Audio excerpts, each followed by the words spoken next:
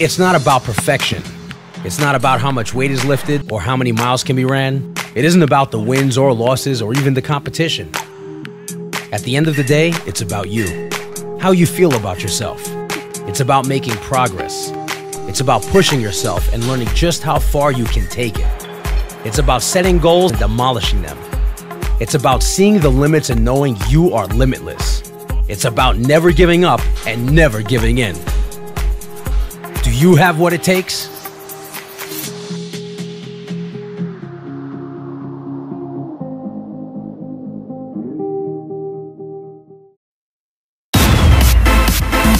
Do you have what it takes? Do you have what it takes? Do you have what it takes? Now it's party.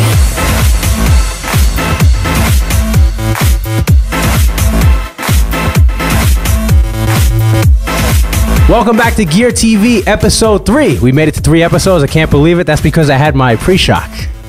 I'm Jeff, the producer, here with my co-host, as always, Joe Pietaro, editor-in-chief of FitnessRxForMen.com. How's it going, Joe? What's up, Jeff? How are you? You know, I made a huge mistake last week. Okay, we'll make up for it. Yeah. As long as there's a show coming up, we can always do a correction on that following episode. Exactly, you're right. And the mistake that I made was that while we were talking about the Tampa Pro Show, I was so excited to talk about all the other divisions, I forgot about 2 very important divisions. Of course, women's bodybuilding and women's physique. Both of which I have people that I've, spent some time with over the years as good friends and who I've spoken to, who I've seen climb the ranks. And I don't know how I could blow right through that, but we're going to make up for it right now. Save the best for last, right? There you go. Exactly. Of course. Starting with, of course, the winner of pro women's bodybuilding at the Tampa Pro, Sheila Black, finally coming through, like scoring that top slot. Unbelievable. Now, okay, over the years, I've seen Sheila Black. She came in absolutely shredded, as she always does. Like I guess she's the streamlined version, but also the muscular version of what the modern bodybuilder should be when it comes to the women. What do you think about her physique, and what do you think about her, development over the last few years? Sheila's been knocking on the door for a few years. Then she didn't compete for a little while, came back in this show. Like you said, she was streamlined, but it was, I think, to her benefit. She looked really good. She was aesthetic. She was ripped. And she definitely was the top bodybuilder on that stage. So that puts her right into the Olympia mix now. It's good to see Sheila come out there and win a show, because possibly, we want to see maybe a smaller women's bodybuilding division, and somebody like Sheila Black can do a really, really good job looking muscular, aesthetic, but not overblown. So I'm glad to see her finally get a pro win and to get into the Olympia mix now. Absolutely. So congrats, Sheila. Well deserved. You looked awesome as always. And rounding up the top 5, coming in second, Jennifer Sedia, who always looks great. Monique Jones coming in third. How you doing, Monique? Coming in fourth, I hope I get this right, Kayla Bullimore. Sounds right to me. Sounds, well, Miss Bullimore, I'm very sorry if I got it wrong. Listen, and coming in my fifth, last name gets botched, so, once in a while other people got to get it too. Joe Pietaro. How can anyone mess that up? You'd be surprised. Yeah, but I actually got it right the first time you told me how to say it. I was like, it's Joe Pietaro. You're like, yes. I'm like, you're wow, a professional broadcaster, bro. Professional broadcaster. Right, Pete the intern? Say it. All right, good. And then coming in fifth, another name that's been around for a while, Melody Spetko. Okay, now she's from the old school of being a little bit larger and also streamlined, but I think that she brought it down a little bit because, again, going back and just coming off the top of my head, knowing her kind of physique, she's naturally has that kind of like bigger look, okay, the bigger muscular look, which I think is been on its way out for the last couple of years. What do you think about Melody's physique?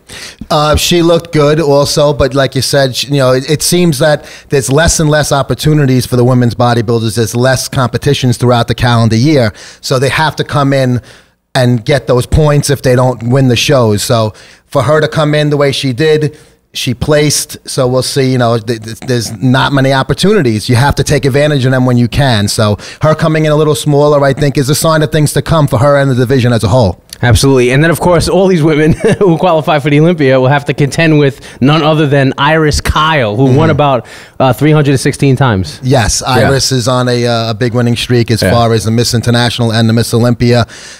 She is not of the small physique, but she's got it perfectly put together. So she keeps winning and winning every year. And I think she's going to be the type of champion that walks away before she loses at the Olympia. Absolutely. So that rounds out bodybuilding for the Tampa Pro that we missed last week. And now for the final class that we missed, women's physique. How can we forget women's physique? We were talking about Dana Lynn Bailey, and somehow we didn't get to women's physique.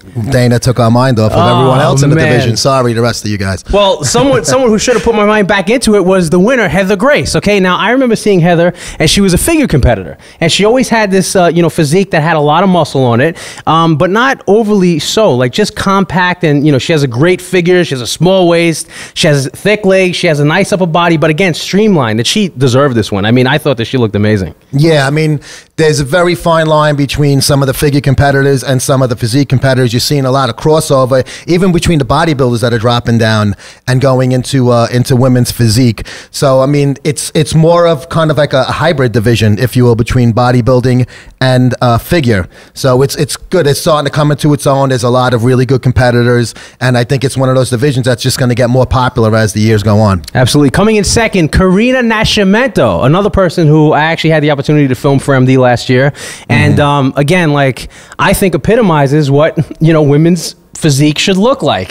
She's a Brazilian bombshell. She has a great look. Karina, you know what I think? And like, I'm sure you've seen Karina before, and like how amazing she looks, like both on stage and off, especially in the videos. Like, she doesn't hold back. Like, she is not shy on stage or on video. So she knows how to present that package and really get, the crowd going. Yeah, she's stunning. She's very good looking. She's got a phenomenal physique. And I think, she's one of those top WPD competitors you're going to see for a while to come in a lot of shows. She competes a lot, which is good. Absolutely. Another person, friend of mine, Jillian Reville, coming in third, also used to be a figure competitor, crosses over to women's physique. She was known as someone who had these very wide delts, okay? Very like, I wouldn't say capped, but they were definitely prominent, okay? And that was always a problem for her because she had the entire package for figure except for these little, just little nagging body parts that didn't want to play nice when it came to the figure stage. But it works perfectly, obviously, for the women's physique stage. Another one, she's very graceful on stage. She has great posing, especially the music. I wonder who did her music recently. But she's a great competitor, and I'm just really happy to see her like placing that top 3 slot. Yeah, I mean, she's obviously a beautiful woman. She looks great. She's got a great body, and she's another one like Karina that you're going to see a lot on stage. She's going to get her big spots placed very well throughout the year. Absolutely. Rounding out the top 5, in 4th place, a name we heard quite often, Teresita Morales. And coming in 5th, Asha Hadley. And I just want to give a special shout out to the 7th place finisher, of course, Jennifer Hernandez. Good to see Jennifer's name up there. She's always at all the local shows and at all the, I'm not sure about the international shows because I haven't went to an international show yet, but I know that she's at a lot of the IFBB shows, helping out, expediting, doing whatever she can backstage and in the front. So it's cool to see Jennifer crack that top 10 slot. And just congratulations to all the women again. I take personal responsibility. Joe mentioned it to me, but I forgot to bring up women's physique and bodybuilding for the Tampa Pro. So there we go. We finally hit the nail on the head with this one. One other competitor I want to mention is Ava Cowan. She competed as the first time in the physique division. She had a horrific neck injury. She took off for a while to, recover from it. She competed twice this year in figure, which she's been competing in for many years. And this was her first time competing in physique.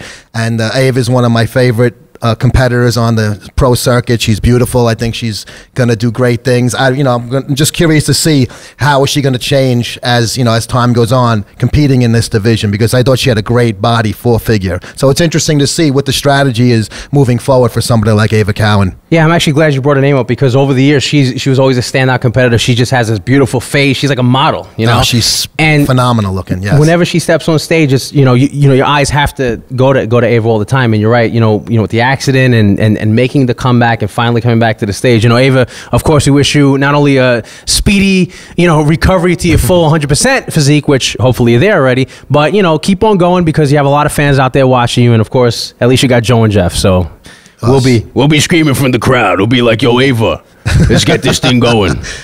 Well, that's my voice. So there you go. That rounds out the rest of the Tampa Pro show from last week. And, it's kind of funny. I got my latest issue of Muscular Development, and it is this issue, which I'm sure will be on the newsstand soon. And if it's not, well, it better be. It's with Dennis Wolf on the cover. And here's something interesting about this issue.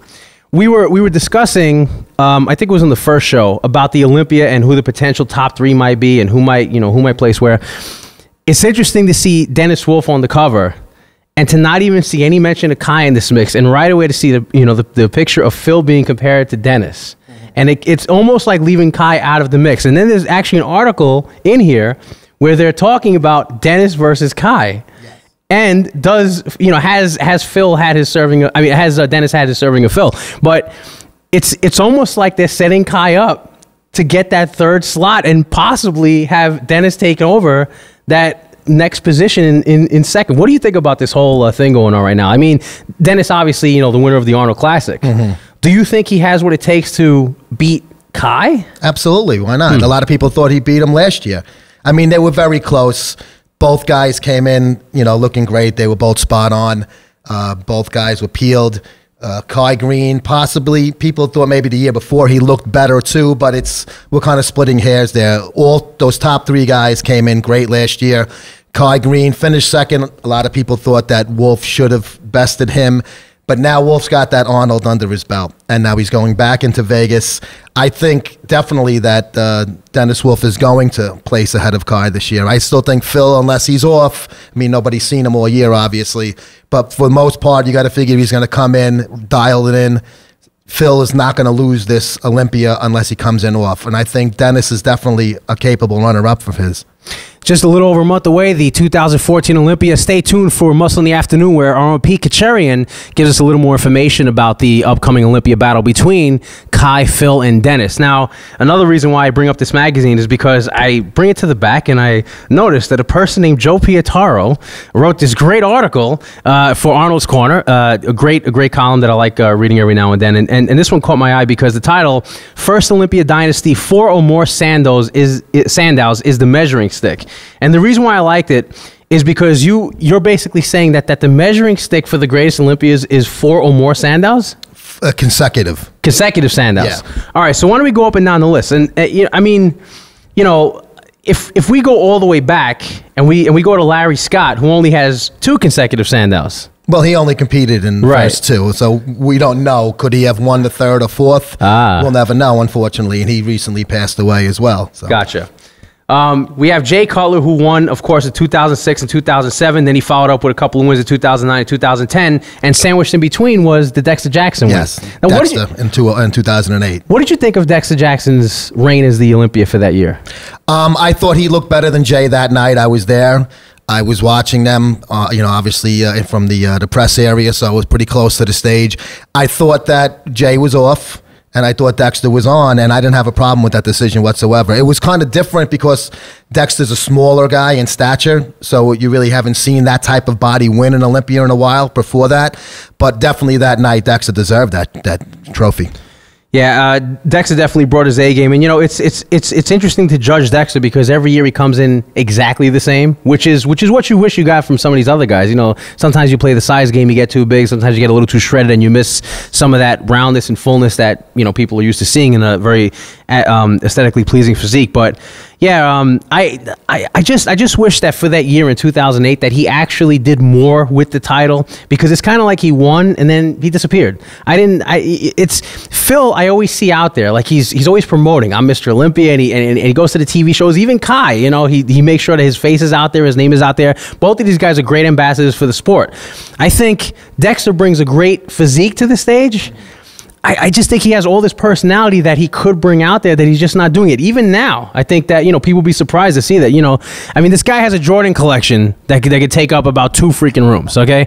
So obviously you have to have a personality in order to, to be so obsessed with that kind of collection. Yeah. There's more to this guy. I wish that we would see more of him, and I think he could have won a lot more Olympias. What do you think about that? Well, you know what it was? He was in his 40s, early 40s when he won.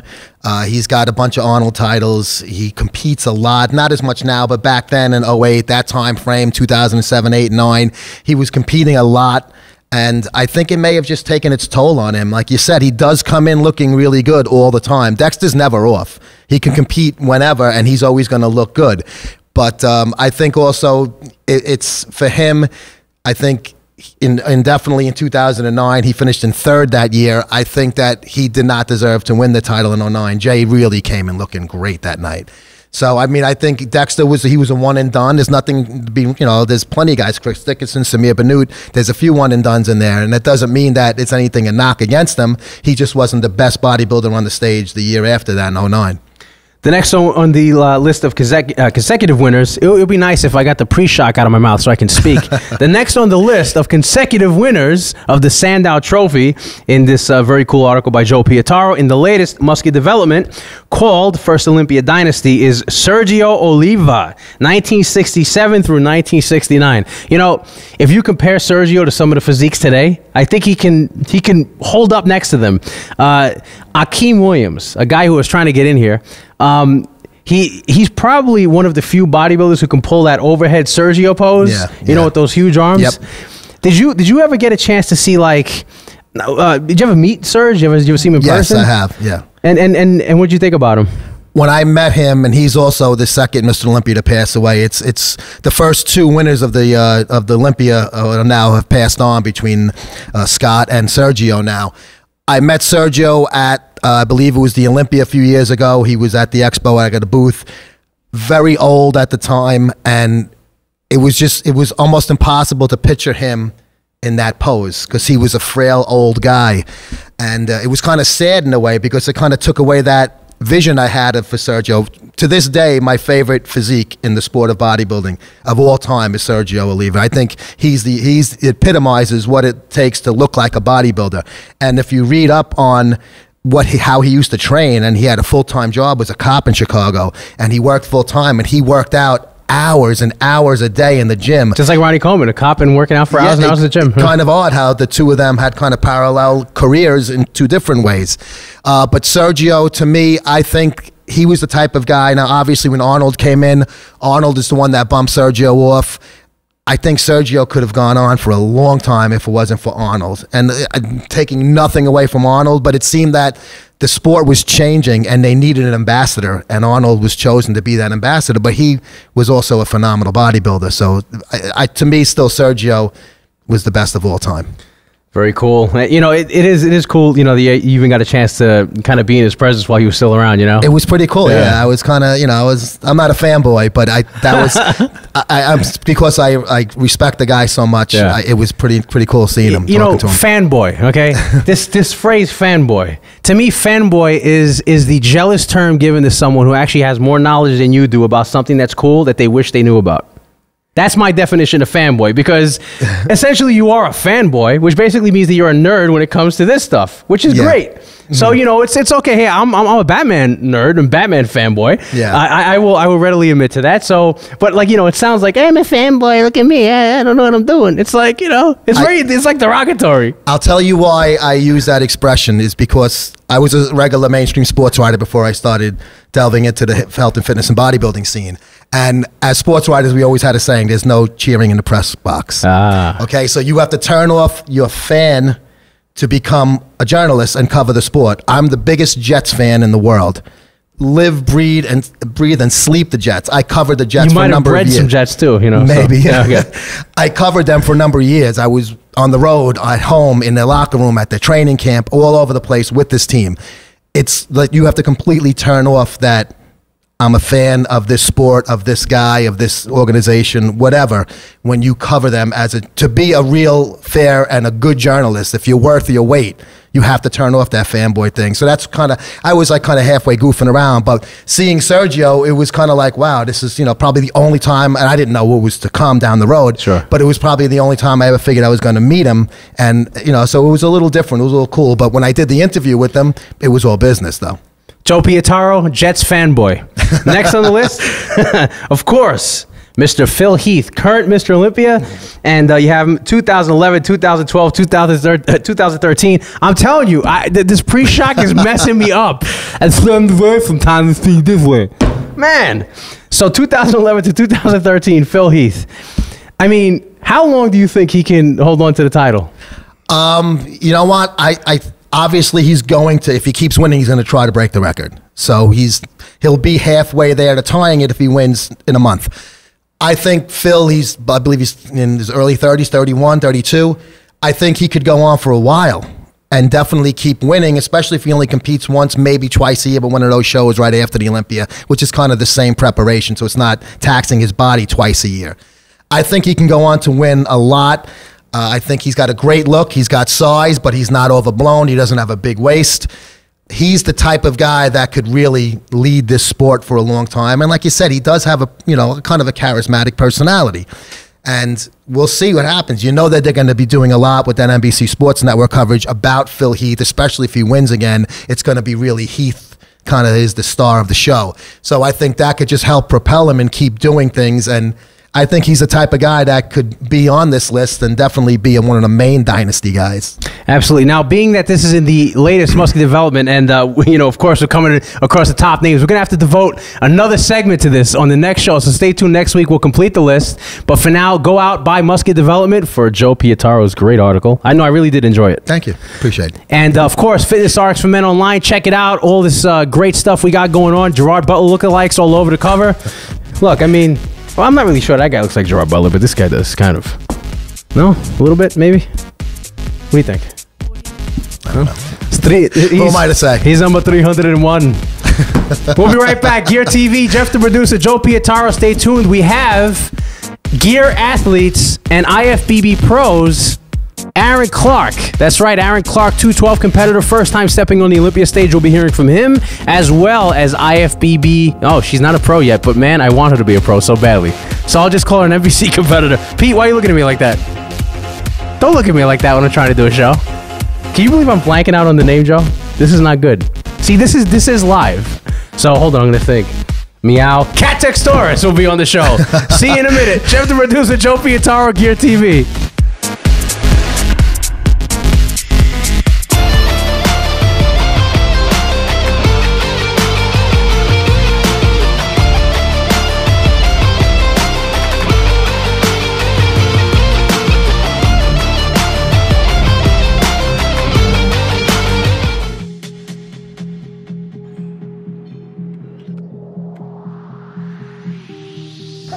It's not about perfection.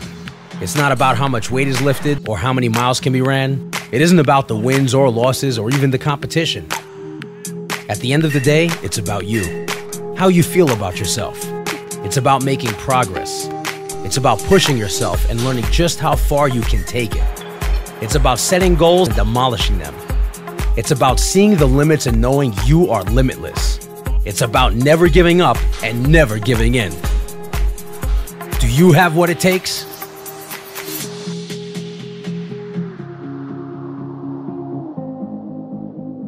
Welcome to Muscle in the Afternoon on Gear TV. I'm Pete Kacharian. This past weekend we had the Dallas Pro, which featured men's physique and bikini, along with the crowd favorite wheelchair bodybuilding. Taking the win in physique was Steve Cook, grabbing his first pro win of the year as he heads into the Olympia, looking to improve upon his 8th place finish at the Olympia last year. Over in bikini, Tony Eubanks takes her second pro win of the season after placing first at the Orange County Muscle earlier this year. And finally, over in wheelchair division, Nick Scott was victorious over a very impressive lineup of 7 wheelchair competitors. Gear Nutra's very own 212 Pro Aaron Clark has clearly done his homework and prep for the Olympia as he released some photos of himself sitting at 225 pounds, 5 weeks out, shredded to the bone. Conditioning always seems to be a strong point for Clark, but he's also carrying an enormous amount of muscle that earned him a 3rd place finish at the Arnold Classic and a victory in New York this year, getting a lot of momentum heading into Vegas. Finally, coming up, we're now less than 5 weeks out of the Olympia, where Phil Heath will try for his 4th Sandow, but not if another hungry competitor is able to knock him off. And this year, it may not necessarily be Kai, as Arnold Classic champ Dennis Wolf seems to have the hype as Heath's biggest threat this year. Not taking anything away from Kai, obviously, as he's clearly on his game, sporting striated triceps just 5 weeks out. It looks like this year, it's not necessarily a battle between 2 competitors for the win, but an all-out war between 3. Make sure to check back with Gear TV and Muscle in the Afternoon for more updates on the Olympia as it gets closer. But for now, make sure to check out Gear TV's YouTube channel at youtube.com/GearNutra. Then head over to the Instagram page at Gear Nutraceutical, and of course, visit our website at GearNutra.com. More Gear TV to come with Jeff the producer right after this.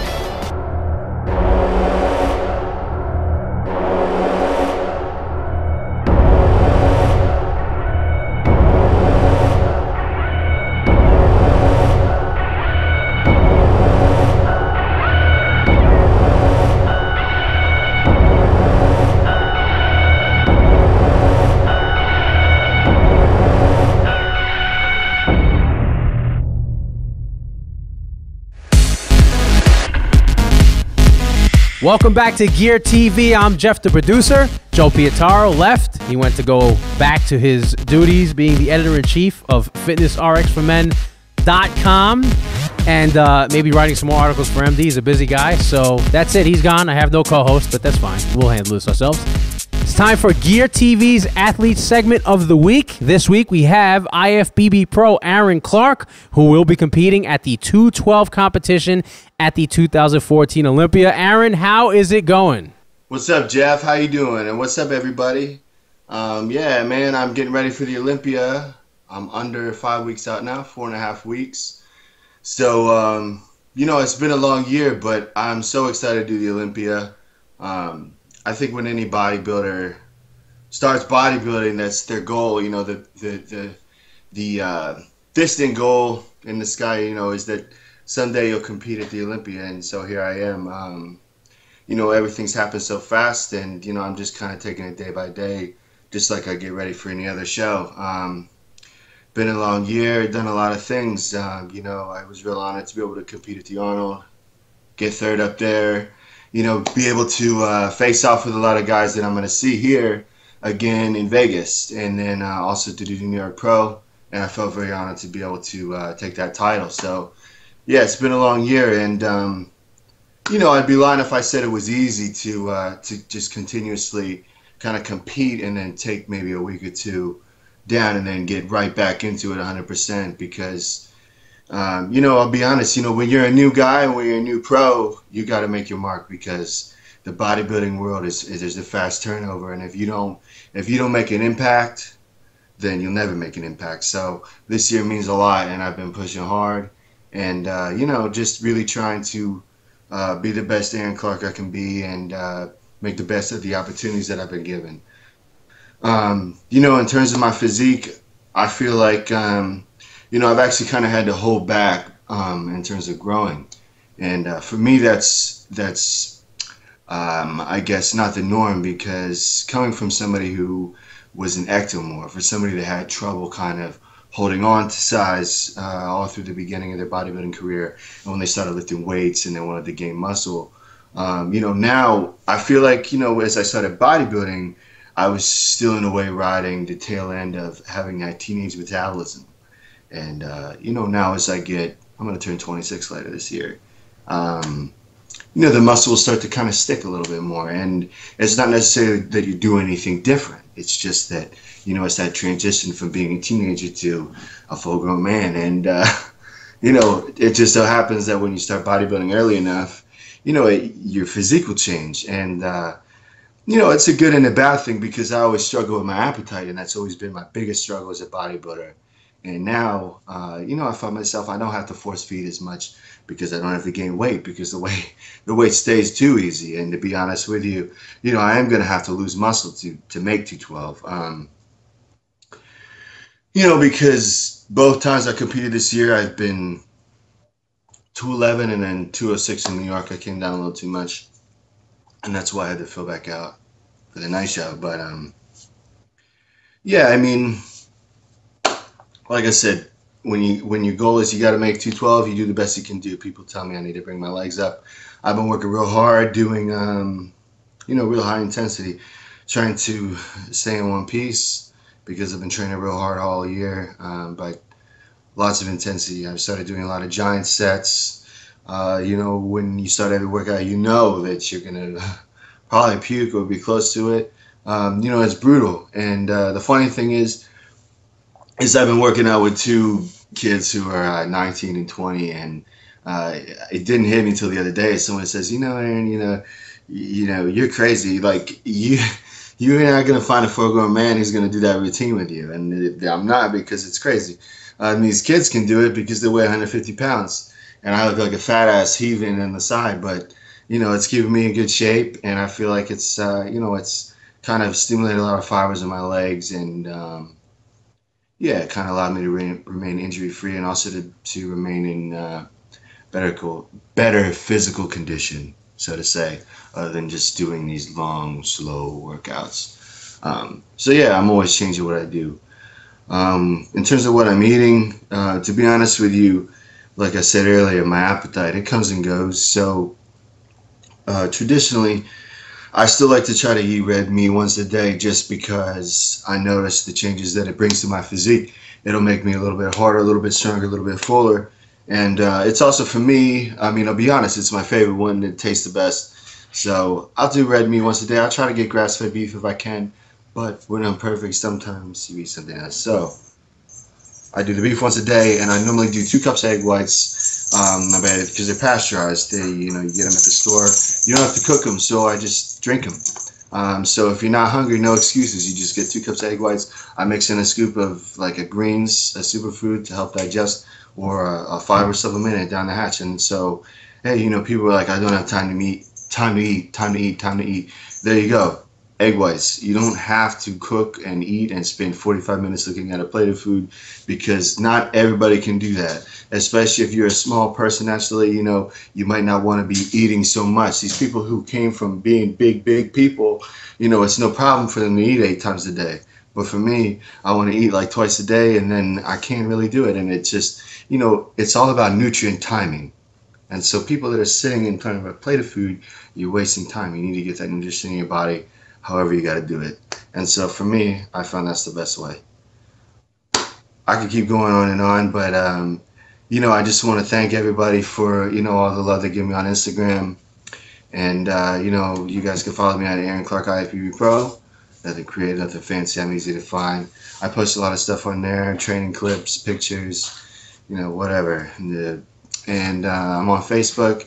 I'll be honest, I don't exactly get back to everybody, but I will make an effort to get back to you if you have a reasonable question to ask me. So hit me up.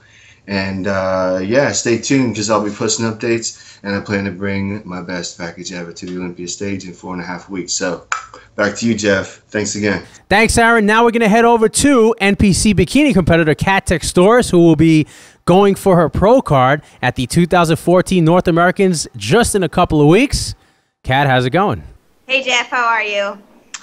Currently, I am 10 days out from North Americans in Pittsburgh.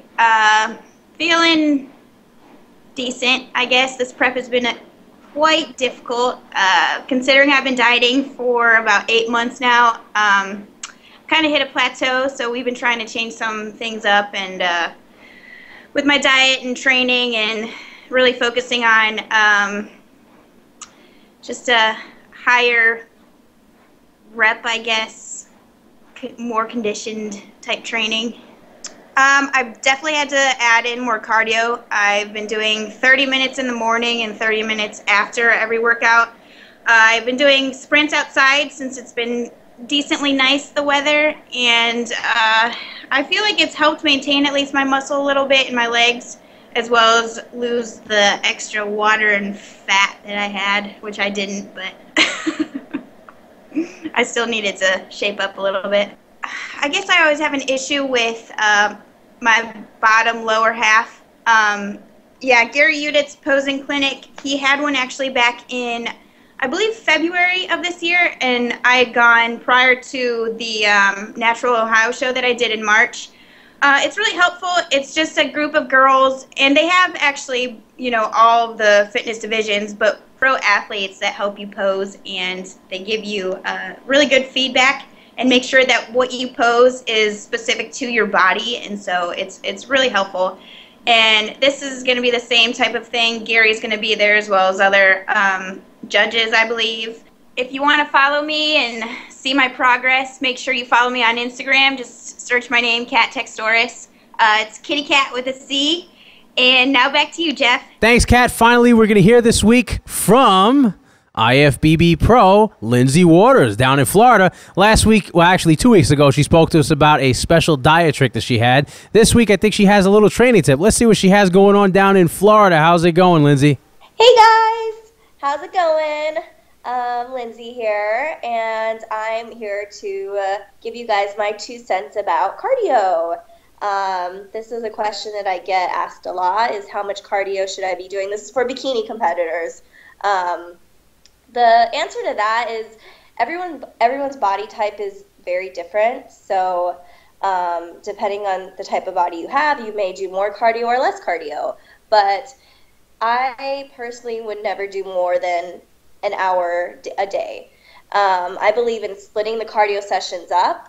So personally, I like to do fasted cardio. I do like about 40 minutes in the morning, and when I get closer to a show, I'll do 20 to maybe 30 minutes after my workout in the evening. But what a lot of girls will do wrong is just hitting the cardio like way too hard in the beginning and getting their body accustomed to that.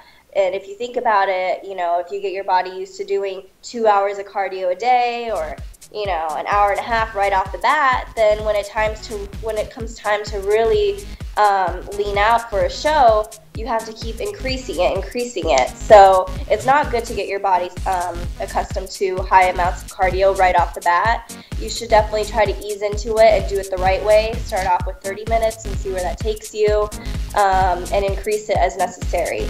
But that's one of the things that, you know, I even learned myself, and also just seeing a lot of other competitors go through the same thing. But splitting up the cardio sessions is definitely what I believe in. That way you're keeping your metabolism running all day long rather than just one part of the day. All right, and now back to the Gear Studios. Thanks a lot, Lindsay. Until next week, that's our Gear Athlete segment. Stay tuned. Lots more to come on Gear TV. I'm Jeff, the producer. Be back in just a second.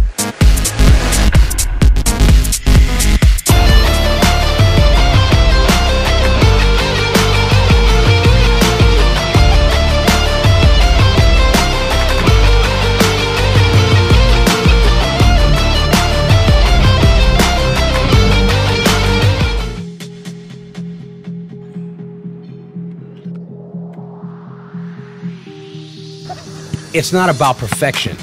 It's not about how much weight is lifted or how many miles can be ran. It isn't about the wins or losses or even the competition. At the end of the day, it's about you. How you feel about yourself. It's about making progress. It's about pushing yourself and learning just how far you can take it. It's about setting goals and demolishing them. It's about seeing the limits and knowing you are limitless. It's about never giving up and never giving in. Do you have what it takes?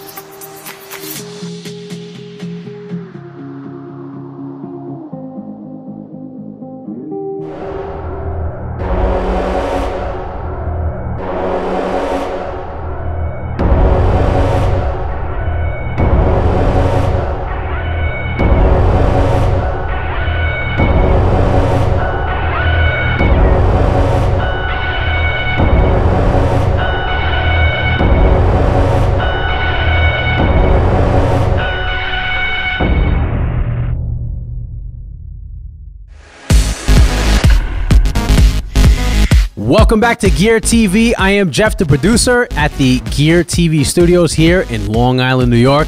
We just got done hearing from our 3 Gear Athletes of the Week. Of course, IFBB Pro Aaron Clark, IFBB Pro Lindsay Waters, and NPC bikini competitor Kat Textoris, who will be vying for her IFBB Pro card in just a couple of weeks at the 2014 North American Championships. But this past weekend, we had a couple of shows, one of which was the 2014 IFBB Dallas Pro, where we saw IFBB men's physique competitor Steve Cook take first place. In second place, Tano Rodriguez. Third, Jeff Saeed.